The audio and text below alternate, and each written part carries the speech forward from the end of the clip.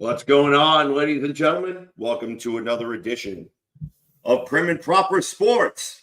I bet you guys thought I was going to say Weapons Hot Mission Briefs here on Northeast Streaming Sports, but no. Tonight, I am taking over for Miss Sonia, as she is taking off to parts unknown, doing her thing. And I tell you, tonight's going to be fun. Tonight's going to be fun. Now, I know you guys are used to a certain format when it comes to Sonya shows, okay? And I really, really, really am going to try my best to stick to that format. But there are a couple of things tonight that I am going to bitch about, okay? And yes, there is going to be a little bit of profanity used, so ahead of time, just giving you guys a heads up for right now. So, in that case, first things first, what I want to do is a little bit of shameless promoting. First things first, if you haven't already, go check out the Roku free app. Search up Northeast Streaming Sports. You can catch yours truly on Weapons Hot Mission Briefs, Miss Sonia Pearson at Prim and Proper Sports, along with the other plethora of shows that are here within the network. Great stuff. You can not only catch them on Roku, but you could also catch them on YouTube, okay? Another spot that you can see here on Fire TV on Huddle Sports Network, all right? Be sure to go and check us out wherever you can. All right. So with that, now I'm pretty sure this is supposed to get shown. So happy 6th birthday to my son Lawson Snickers. All right. I'm hoping that he is doing well. And happy birthday to him. Matter of fact, there we'll even. Happy birthday to you. All right, there we go. That's about as far as we got. All right. And of course, here we are. Welcome to Prim and Proper Sports. So give me just one moment while I'm trying to share the show. This is the beautiful thing about being the host. Okay. When you don't have a producer, you got to share. You got to do all the stuff. So a lot of times when you watch the video replay and the head's down like this, it's not because we're ignoring you guys. It's because we're trying to do a couple of different things all at once. And also trying to, what's the word I'm looking for? Basically just, trying to not only produce, but also share the show to make sure that people get the opportunity to consume it. So it's always it's always very, very challenging. So, there are people out there that are going to want to watch. Sure they will. Hopefully they will. If not, hey, whatever. But, for those of you that will, I appreciate you guys tuning in. And of course, if you guys want to pop, anything in the comments, go right ahead, please. You guys have any questions or anything you want me to talk about? There are two main things that I'm going to be talking about tonight. So I'm going to get rid of this banner first. And then next thing that I'm going to do is what I always do. Get a little music going for the vibe. Okay? Now, the couple of things that I'm going to be talking about, especially what's going on. I mean, obviously, last night, the Florida Panthers won the Stanley Cup. Okay? They defeated the Edmonton Oilers 2-1 in Game 7 of the Stanley Cup Finals. So regardless of whatever side of the fence that you were on, whether you were an Oilers fan, a Florida fan, or whatever, you got the opportunity to you got the opportunity to see history. So that being said, That brings me to one of my rants for tonight, and just bear with me. As, you know, I'm thinking about one thing in particular. Okay, I'm actually going to put the banner for this because this is something that I've been listening to all day long. All day long, I've been listening to this on sports radio. Okay, Connor McDavid, the team captain for the Edmonton Oilers, he ended up winning the Conn Smythe Trophy, even though Florida Panthers won the Stanley Cup last night. So why is everybody so mad? Now, again, this is going to be the part where if you are sensitive to cursing or anything like that, maybe tonight's not the night for you to view.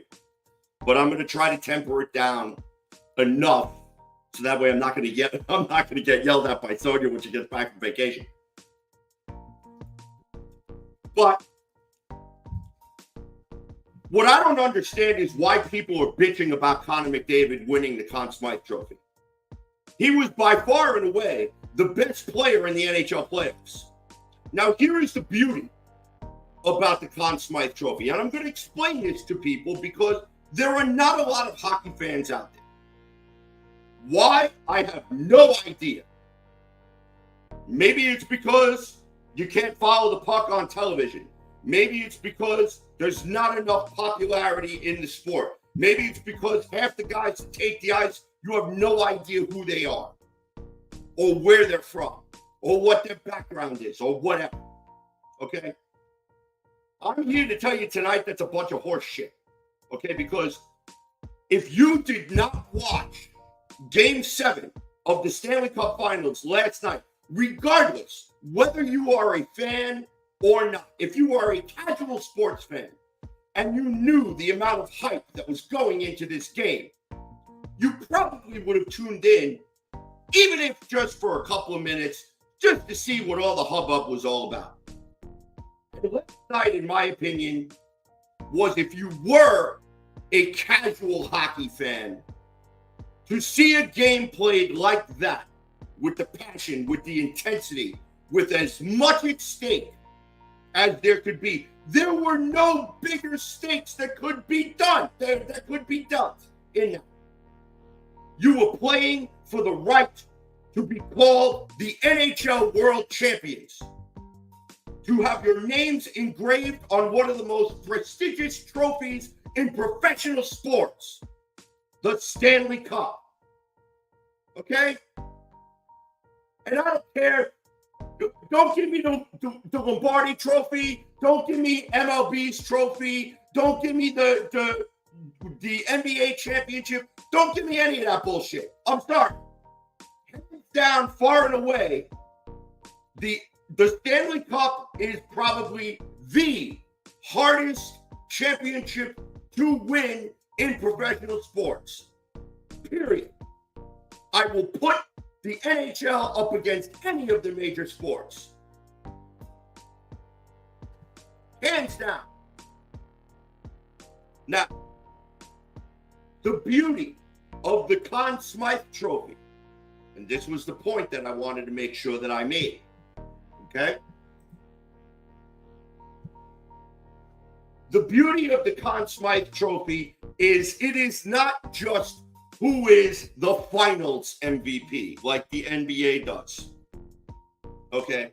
There are not any voters that are going to sit there and talk about this player or that player or who's the best player wherever. There's none of that. None. The Conn Smythe Trophy is for the most valuable player to their team in the playoffs, from start to finish. Okay? Connor McDavid, far and away, was the most valuable player in the playoffs for the 2024 playoffs. Hands down. Okay? You could make an argument for Sergei Bobrovsky. Let me get that out of the way because I'm sure that there are people out there, Florida Panther fans included, that are probably all butthurt because they thought that Bob should have got it. And as a matter of fact, it wanted to make me vomit today just for the amount of how I had to listen to on sports radio. Oh, I think Sergei Bobrovsky should have got it.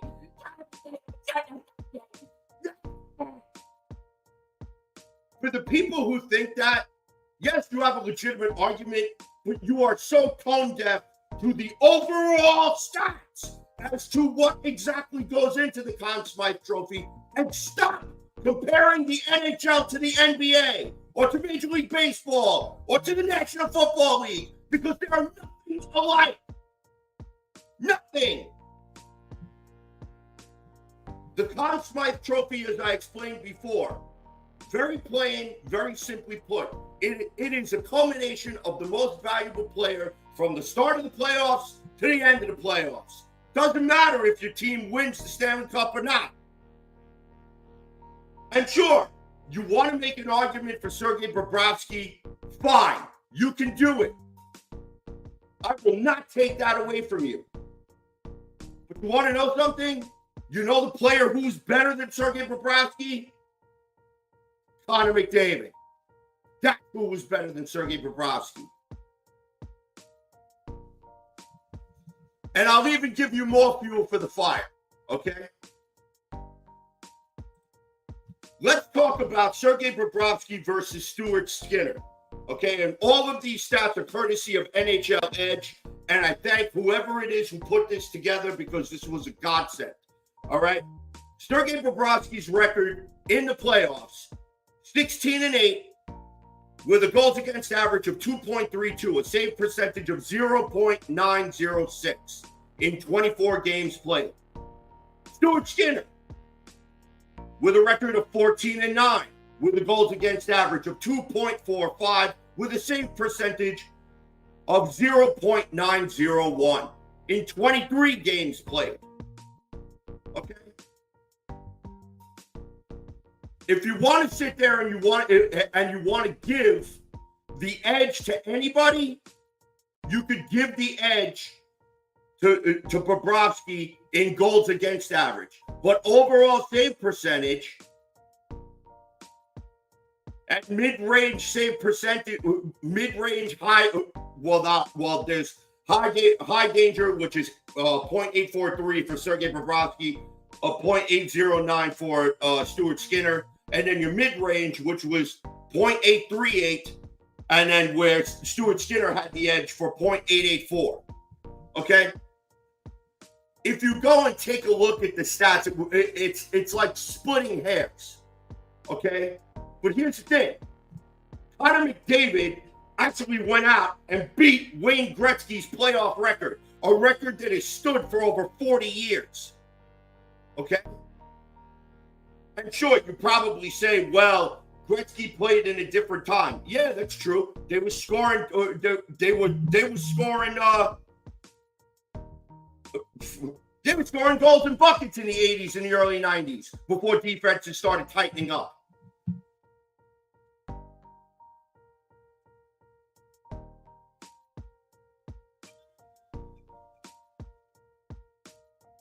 So,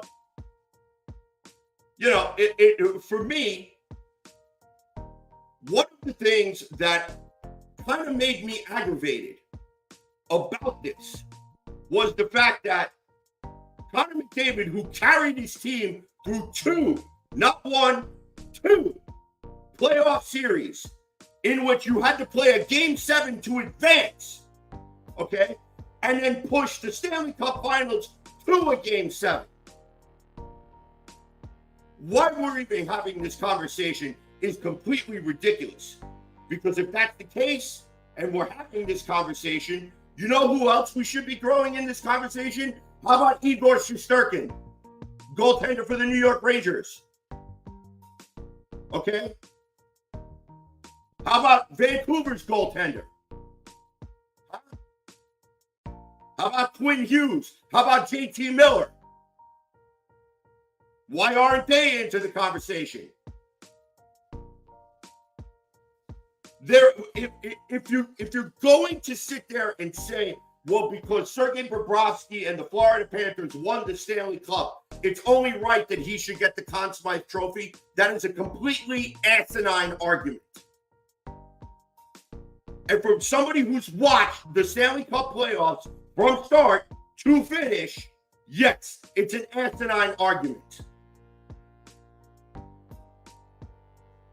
Keep in mind that Bobrovsky gave up 18 goals in 2 games, in 3 games almost.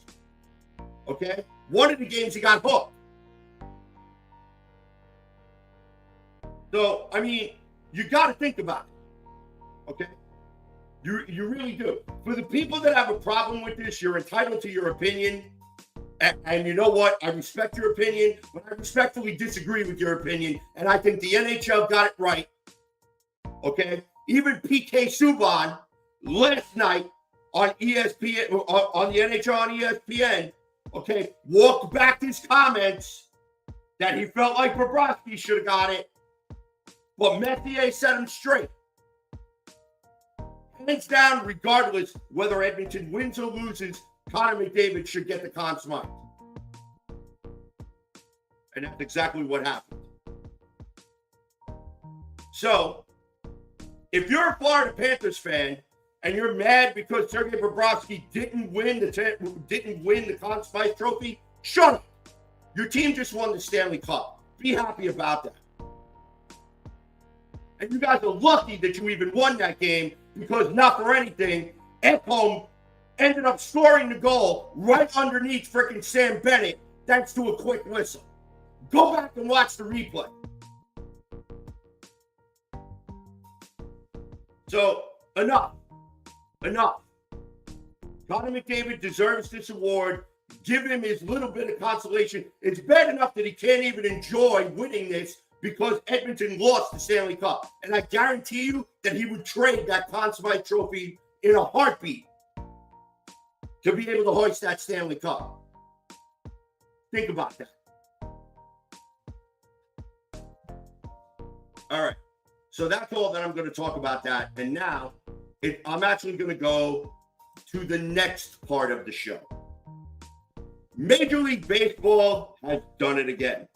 And I almost wish that I had Keith Engel here to kind of, I don't know if I could say talk some sense into me when it comes to baseball as far of it, because the only reason I'm even talking about this is because of the subject that's been brought up so much over and over and over again. And you know what? Over the past couple of days, and even my mom, who's a diehard Mets fan, God rest her soul, if she was here watching this broadcast right now, I'm sure she would find a way to put in the comments, Yankees suck. All right? I love you, Mom. I miss you every day. Edwin Diaz, closer for the New York Mets, okay, ended up getting caught with some sort of sticky substance on his hands, okay? They checked him. They didn't tell him to go wash his hands, nothing. They just kicked his ass out. And now he's suspended for 10 games, okay? Now, I've heard a lot of talk about this, okay, on sports radio. I've heard a lot of different debates about this, going back and forth. This was a justifiable suspension. This wasn't a justifiable suspension. Blah, blah, blah, blah, blah. What's going on, Hollow Sports Network? Appreciate you guys coming on. Real quick. We love you. Miss Sonia over there, wherever she's at in her top secret bunker, I hope you're having fun. And I'm glad you got to your destination safely. All right, so with that, again, let me continue on with this, okay? Because it drives me absolutely bad. Absolutely bad. Okay? Edwin Diaz gets a 10-game suspension for the sticky substance on his hands. Have Major League Baseball umpires gone too far with this rule? I say yes. Do you know why? Because even in the MLB rule book, there is still no definitive rule about what defines a sticky substance or not. Okay? And personally, for me, I think that with the fact that pitchers are getting stronger, the balls are getting smaller, every 2 years, Major League Baseball does something to the baseballs. I have no idea what, but it's like they're trying to do something in order to increase offense or whatever, and I just think that it's absolutely stupid.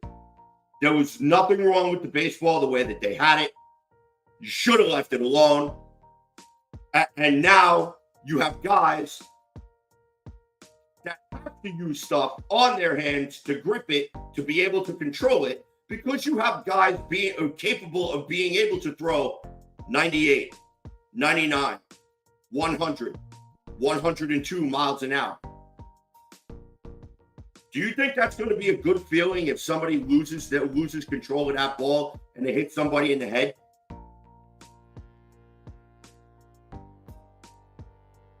Has anyone bothered to think about it? No, I don't think anybody got that far. For me, as far as I'm concerned, if the sticky substance gives no competitive advantage except to just grip the ball. Okay, like in the early 80s, there was pine tar. All right? Everybody used to piss, bitch, and moan about pine tar. All right. Then there was, Joe Negro taking a nail file. He had a nail file in his back pocket that he would go and scuff up the ball or whatever. They had another dude who used to put snot on the ball. All right. And I know that actually somebody did do that. And it was referenced in Major League, okay? So, to me, it's like, unless you're going to gain some sort of a competitive advantage from it, then you need to be able to have control of that ball. Just like with a bat, okay? You need to be able to have control of that bat. Because if you go and swing and that bat takes off, and it hits somebody, you know what's going to happen? You're going to seriously injure somebody. That's why now there's all net, okay? Behind home plate, all down the first baseline, down the third baseline, or whatever. All in that immediate infield area, there's netting. And the reason being is because you got foul balls coming back. You don't know what direction they're going. You don't know how fast they're going. These guys are throwing 95, 96, 97, 98 miles an hour. But that's not really the biggest issue that I have with this, okay? The issue that I have with this is because of the fact that umpires can make are left to make a judgment call, okay? Now, the judgment call is pull the guy off the mound, tell him to go wash his hands and come back. You're already making a pitching change. There's already a delay. What's another 20 to 30 seconds? What's another minute? What's another 2 minutes? It's not a big deal. Something that can happen right away, okay? Just get it over with, all right? If the guy says no, or he's making it blatant that he doesn't want to he doesn't want to wash his hands, or he thinks that there's nothing wrong or whatever, or he's trying to hide it, then I could understand bouncing the game. Or then I could understand bouncing the guy. But then when you go and take a look at the whole sequence, it's like Edwin Diaz, like he knew that he was caught. He knew he was doing something against the rules. So, to me, watching that whole sequence, the ump should have just sent him to go wash his hands, tell him to get his ass back, check it again, and then decide whether you're going to let him play or not. So, to me, I think that because every umpire is different, every umpire is going to look for something. They are going to look for something to put their stamp on this game, okay? And most of all, you got the umpires that they want their names in the spotlight. But to me, the umpire should only be seen and not heard. Because every time an umpire is heard from, there's always some sort of screw up. That always ends up happening. All right. The reason being why I don't find this a big deal with him having any kind of foreign sticky substance on is because of the fact that every couple of years, Major League Baseball is changing the way the baseball is made. Either it's the composite cover, either it's the size of the baseball, either it's the weight of the baseball, either it's whatever. So, to me, knowing how fast guys can throw this ball, these guys should be able to use whatever the hell they need to hold on to that ball, as long as it's not going to give you a competitive advantage. Because baseball's already got the black eye with PEDs, and now for something as trivial as this, now we're gonna overcommit, and we're gonna put the decision in the hands of the umpires. That is bullshit.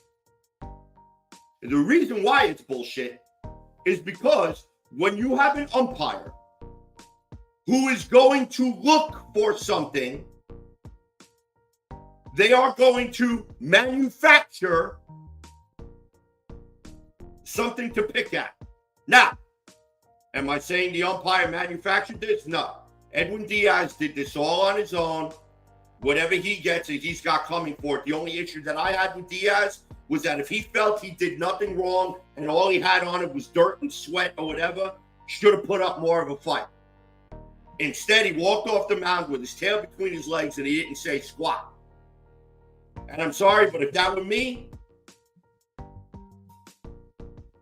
if I'm going to get ejected, I'm going to get ejected because I'm going to curse out that ump. That's why I'm going to get ejected. So, with that, I really think that this is a rule that Major League Baseball needs to rethink. Or they basically need to make clear-cut guidelines and have a list. Okay? Just like they do with PEDs. Okay? Just like they do with any other bullshit that they have. You can't use this, you can't use that, it has to be a certain weight, it has to be a certain length, you can't do this, you can't do the other thing. So, when you go to the bathroom, you can only use two pieces of toilet paper instead of 3. You know, it's ridiculous. All right, so they need to make it definitive. So that way, this is the letter of the law, this is what the umpires need to go through, and not make it a judgment call. Okay? Now, I'm going to compare this situation and the umpire going after Diaz and so on with, with the fact that, now, shout out to Keith Engel. I appreciate you checking me out. I'm sure you're going to have a lot to hear about my little baseball rant when I talk about it. So, I just think that, like I said before, as long as it's not going to give you any kind of competitive advantage, then you should be able to use whatever it is that you need to grip that ball to make sure that you can safely throw it. Okay? Sort of like Garrett Cole and Spider Tap. Okay? And he flat out said it. The balls are slick. In the summertime, your hands sweat. You need something to hold on to the ball, otherwise the ball's going to go all over the place. And again, this is because of the fact that baseball keeps changing the balls, or changing the composite makeup of the ball.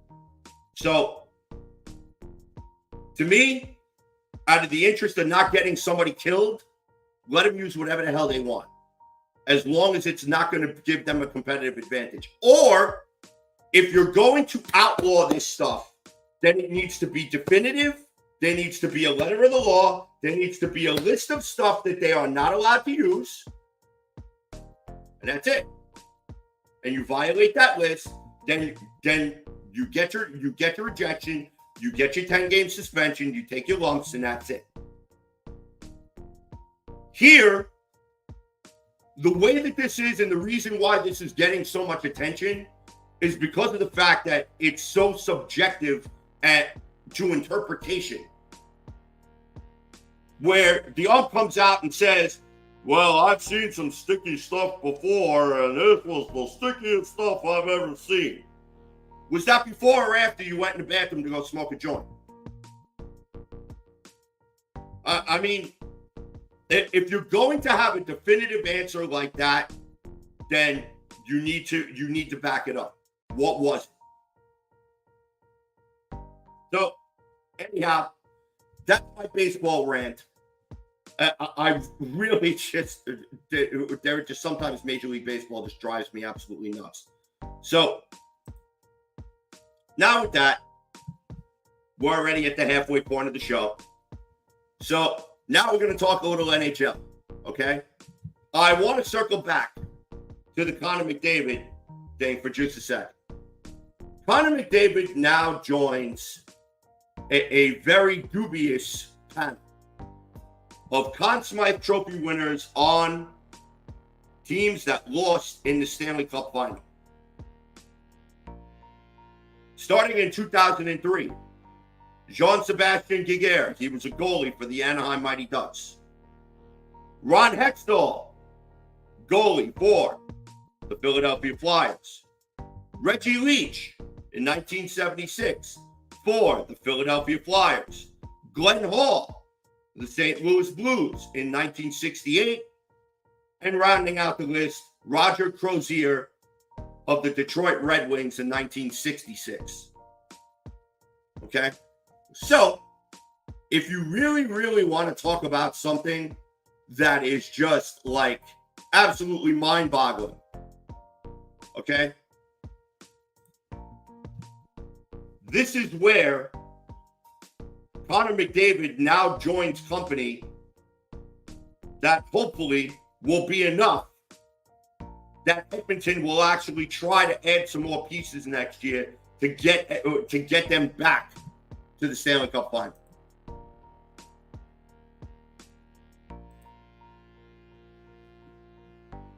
Miss Neldra Allen, hello. I'm just here listening to sports stuff, invited by Sonia Pearson. Thank you so much for joining the show. If you have a question or a comment or anything you want me to address, please, by all means, drop it in the comments. Anybody who's out there listening, anybody who's out there watching, if you want to drop a comment, by all means, go ahead and do so. I'll get it on the air. We got another 20-something minutes here for me to talk about a bunch of different stuff. Now, you guys already know I'm a New York Jets fan. Sonia and the panel from Northeast Streaming Sports, they always give me static because of my long-suffering years as a New York Jets fan. If you haven't checked out the latest edition of Weapons Hot Mission Briefs, I went on a pretty lengthy rant about Aaron Rodgers not showing up to mandatory minicamp and Hassan Reddick holding out and all the other garbage. I invite you guys to go and check it out. I'm not going to rehash any of that tonight because a lot of it is profanity laced, and I'm not going to do that to Sonya. I got enough respect that I'll hold off on that. But I did want to talk a little bit of NHL. So let's go on ahead. Couple trades already that have happened, which is very, very interesting. All right. Now, matter of fact, what happened today, the San Jose Sharks acquired Jake Wallman and a second-round pick in the 2024 NHL Draft from the Detroit Red Wings for future considerations. Another trade that went down today, Predators acquired defenseman Andrew Gibson from the Detroit Red Wings for forward Jesse Klinskin, or actually Kliskinen, and a second-round pick in the 2024 NHL Draft. Yesterday, which was June 24th, Senators acquired goalie Linus Ullmark from the Boston Bruins for goaltender Jonas Korpisalo, forward Matt Kostelik, and a first-round pick in the 2024 NHL Draft. Now, here's the thing about Linus Ullmark being traded to the Senators. That immediately upgrades that position because the Senators have had problems at goaltender for the past couple of years.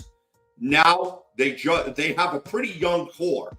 Now, if they can get a couple more pieces, the Ottawa Senators are going to be one of those pain-in-the-ass teams next year that nobody's going to want to play. So, we still need to think about, they still have a little bit of work to do. So, should be interesting to see how the rest of the NHL offseason is going to play out. Now, June 23rd, San Jose Sharks, they've been pretty busy. They acquired forward Igor Afanasyev from the Nashville Predators for forward Ozzy Weisblatt. On the 21st, the New Jersey Devils acquired forward Adam Beckman from the Minnesota Wild for forward Graham Clark. Now, June 19th, the Capitals acquire forward Pierre-Luc Dubois from the Los Angeles Kings for goalie Darcy Kemper. That's actually a pretty solid trade. And again, probably a good deal for both of them. Okay. Now, again, keeping up with the rest of the trades, the Dallas Stars acquired a fourth-round pick in the 2025 NHL Draft from the San Jose Sharks for forward Ty Dellandrea.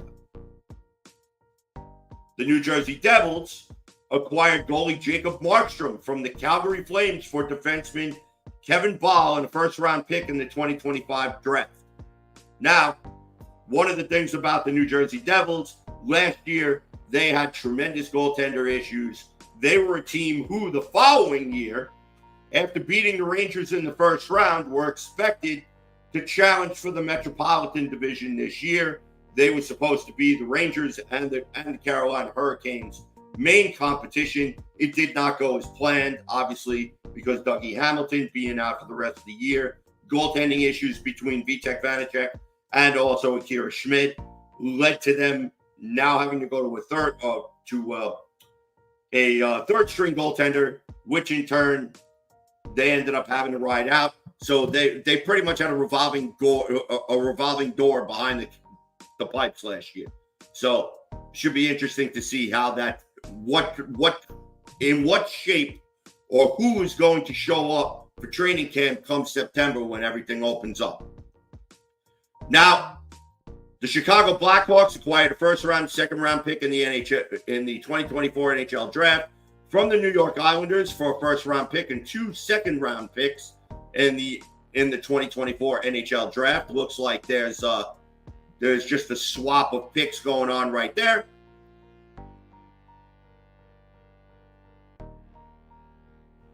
So now, May 21st. Now, Tampa Bay Lightning acquired defenseman Ryan McDonagh and a fourth-round pick in the NHL Draft, in this year's NHL Draft from the Nashville Predators for a seventh-round pick in the 2024 Draft and a second-round pick in the 2025 Draft. So, and Scott Gillespie, who just messaged me on Instant Messenger. This is not my platform, dude. It's not my platform, so I don't know why you can't post. So call me chicken shit again. I'm going to find out where you live and punch you in the face. Plain and simple. So I'm sure you'll say something after that. But anyhow, as we keep going with the trade tracker, pretty much the last of the beginning of the offseason trades began with the Tampa Bay Lightning acquiring Ryan McDonagh. So now, here's another interesting article from NHL.com, which was just it made me think a little bit. Made me think. Okay. Now,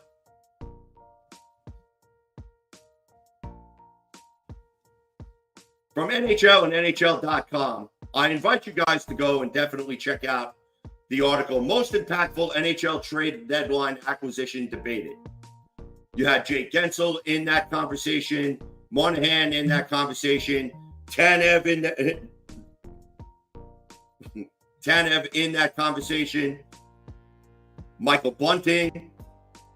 Let's see. Yeah, we talked about Noah Hannafin, Casey Middlestat. By the way, Casey Middlestat re-upped with the Colorado Avalanche, so that's going to be his new home. So, Sean Monahan, acquired by the Winnipeg Jets, and of course Chris Tanev from the Dallas Stars. So that's that. So again,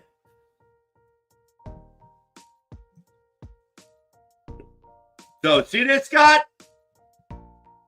Miss Neldra posted just fine. That's because it's just operator error.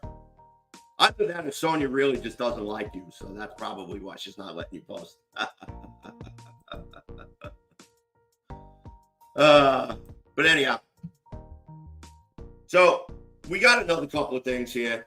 We got another few minutes. Now that the NBA season is over, okay, now that the NHL season is finally over, now we can actually reflect, and this is where the giant spotlight now gets focused on baseball and either the lack of interest thereof. Okay, but a lot of people still talk about this is the dead period in the NFL. Now, within the dead period of the NFL, this is when players are left to their own devices.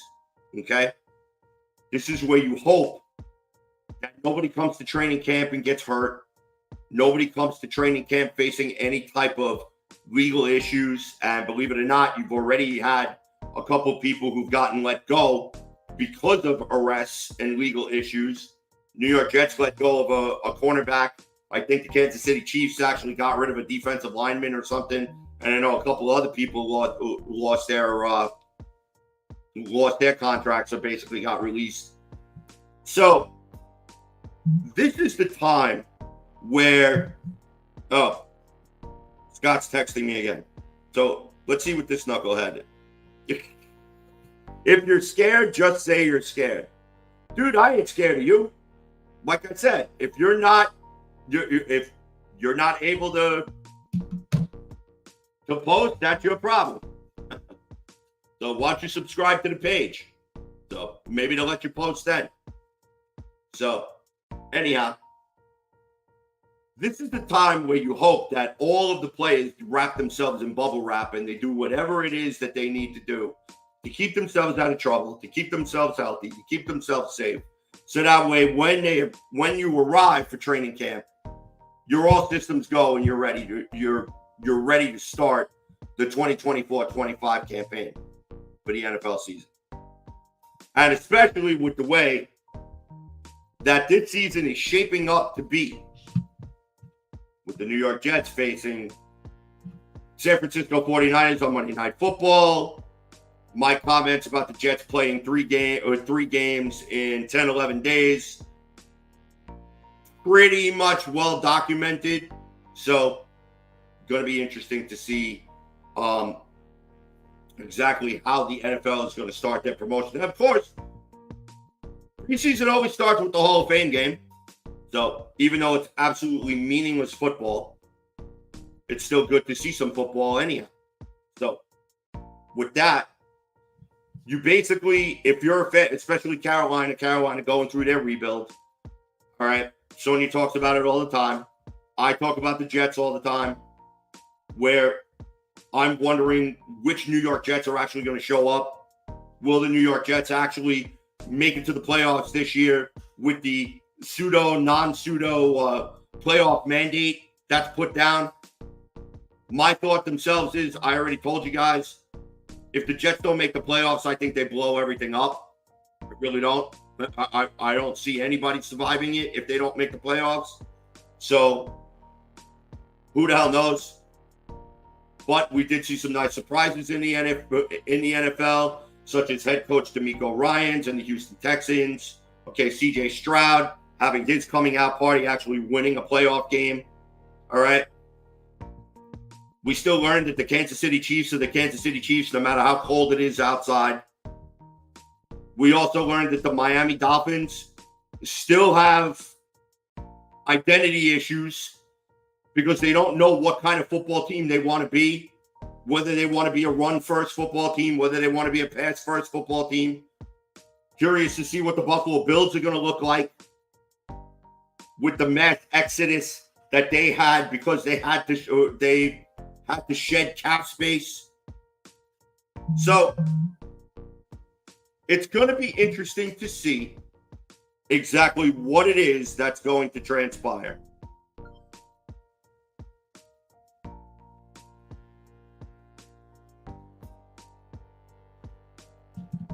So with that, it's if you're an NFL fan right now, you're holding your breath and you're counting the days. So you're counting the days to training camp. I know Zach Wilson was not the best quarterback that the Jets ever drafted. You're an idiot for even saying such a thing, and you should be banned from every social media platform and every show known to man, just for even uttering the word Zach Wilson. So, but anyhow, as an NFL fan right now, you're holding your breath. You're looking forward to training camp, but you're also hoping that nobody on your team gets hurt. Nobody on your squad gets hurt. At the NBA, tonight's the NBA draft. So if you're a basketball fan, you're looking to see, you already know what your team is picking. You're looking to see who they're going to select. That should be interesting enough. So for me, I don't really follow basketball, so I can't really comment on the NBA as much as Sonya would, as much as J-Train would, as much as Mac would, So for me, my love's football, hockey. That's where it's at. That's where it's at for me.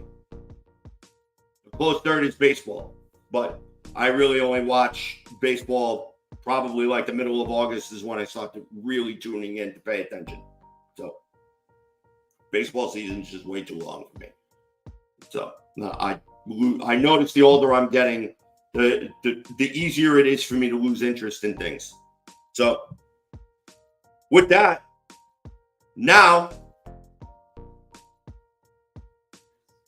we pretty much talked about everything that I would like to talk about. Really, the biggest things were just the two topics that I talked about at the beginning of the show.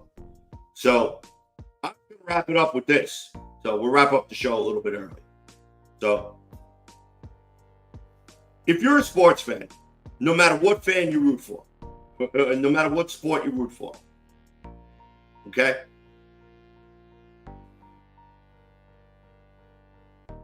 Be passionate about your team. There's nothing wrong with being passionate. There's nothing wrong with giving your opinion. There's nothing wrong with wearing your fandom on your sleeve. Okay? There really isn't. Embrace that passion. Bathe in it. Love it. Because when you're passionate about something, it's because you care. It's because it's a love. It's because you are in love with this sport or you are in love with this team.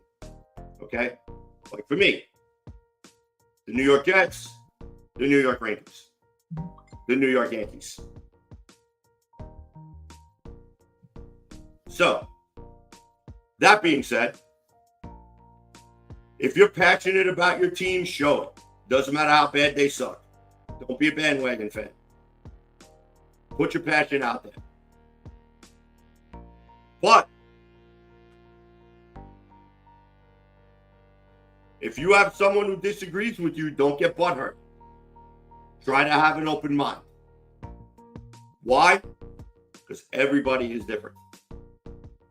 And for me, now mind you, I'm only speaking for myself.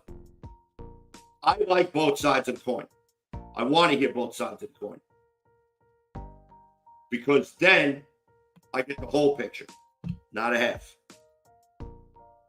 Because everyone can have an opinion, but sometimes even if your opinion disagree or is the opposite of my opinion, or your opinion is the polar opposite of somebody else's, then you just do what you got to do. You agree, you try to find the middle ground. That's it. But here's the thing that I really want to say. If you're going to take to social media and you're going to act like an idiot, then you deserve everything that comes to you. Because if you're going to put it out there in the ether, okay, you got to take all the slings and arrows that go along with it. Just like people who do podcasts like this one. We put our opinions out there as sports fans, try to have an objective view without being with borderlines being homeristic. Okay? But you want to be as honest as possible. Okay? Just like my show. I am as 100% honest about the New York Jets as I possibly can be. Because my team sucks. They've sucked for a very long time. Okay? I'm not going to sit up here and I'm not going to blow sunshine up anybody's ass and say, yeah, my team's going to win the Super Bowl next year. I'm not that kind of guy. I've never been that kind of fan. I used to be that kind of fan, where every year it was pie in the sky. But then when you start rooting for a team for years upon years upon years, and you see their internal flaws year after year after year, and they do absolutely nothing to address them, and it becomes so incredibly frustrating. You kind of, you're a fan, but you're not going to be that jaded fan. You're going to be a little bit more of a realistic fan. But however, realistic fans are people that walk right down the middle. You're going to praise them when they do good. You're going to kill them when they do bad. But then you have your fans of this team that are just, they love to be miserable. And they're just always going to look for the negative. They're always going to look for the glass half empty scenario. Don't be that fan. Even if you hit the middle, even if you're on this side, be the kind of fan that you want to be. But the one thing is, think about what you put on social media. Think about it. Because once you put it out there, you can't take it back. Once it's said, you can't take it back. So, and of course, if you're going to go to social media and you're going to put your opinion out there, be prepared to take the slings and arrows. Comes along with the territory, kids. All right? That's what it's all about, being a fan. Put your opinion out there, your point of view. See if you have people who agree with you or don't agree with you. That's all there is to it. But have an open mind. So with that, I'm going to wrap up Prim and Proper Sports tonight because I think I've infected Sonia's airwaves enough. My name is CJ, the Painkiller DeSimone, and I'd like to thank everybody who tuned in tonight, who watched everything again. A little shameless plug here. Go to Roku, download the free Roku app, search up Northeast Streaming Sports. Be sure to go and check us out. Shout out to the Huddle Sports Network on Fire TV. You can check out our shows there. We have an entire lineup of shows that no matter what you're into, you're going to find something. So be sure to come and check us out. And real quick, happy 6th birthday to Lawson Snickers. With that, I'm signing off. This is CJ the Painkiller DeSimone. This has been Prim and Proper Sports on Northeast Streaming Sports. Thank you guys for tuning in. And we'll see you guys when we see you guys.